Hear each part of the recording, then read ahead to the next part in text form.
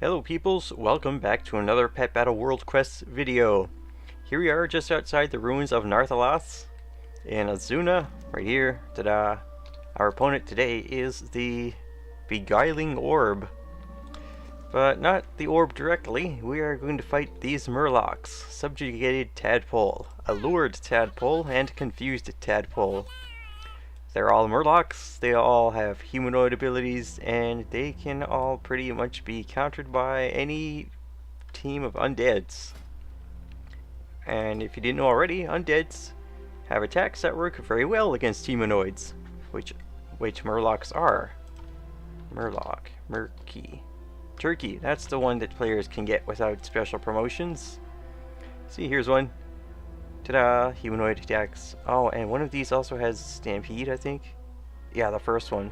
And Flank, that's a critter attack. But yeah, undeads work well too.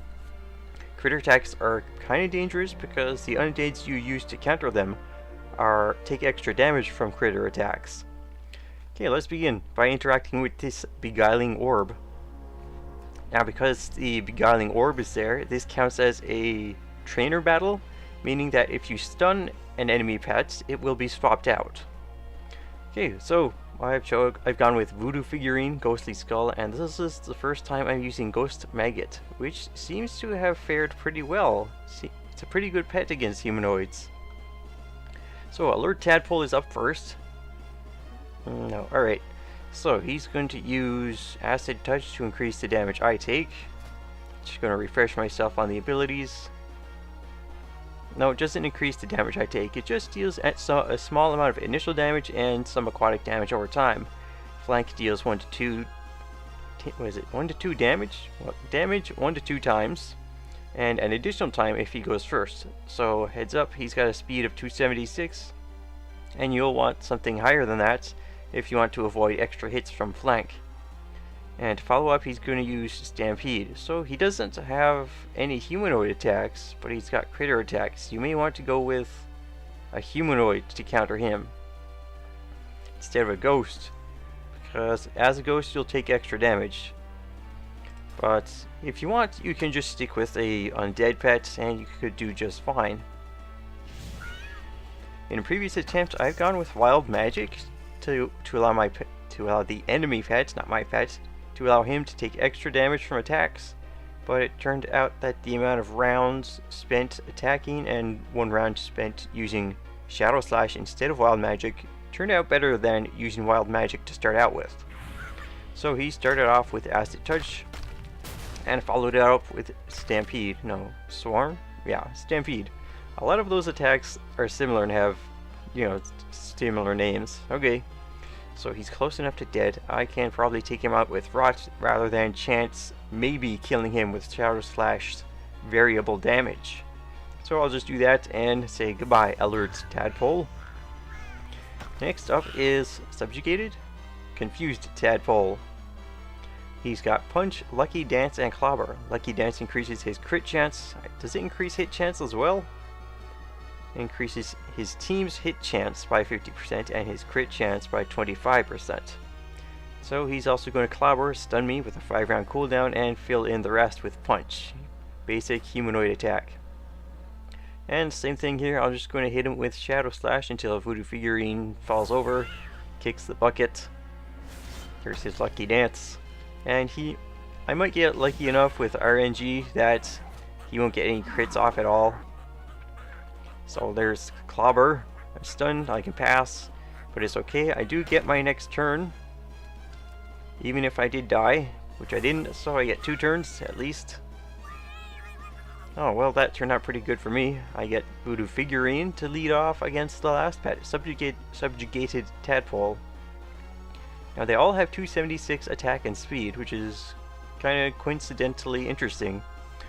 Subjugated Tadpole is going to start with Heroic Leap. It works like a flying pet's liftoff in that he flies up 1 turn, becoming unattackable, and landing next turn for a large amount of damage.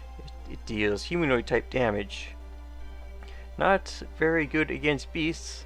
He's also got Punch like the last one, Confused Tadpole, and Acid Touch, dealing aquatic damage and aquatic damage over time. So the main thing you want to deal with him is maybe some way to avoid or reduce damage from a heroic leap, and then punch is probably going to be his main damage ability.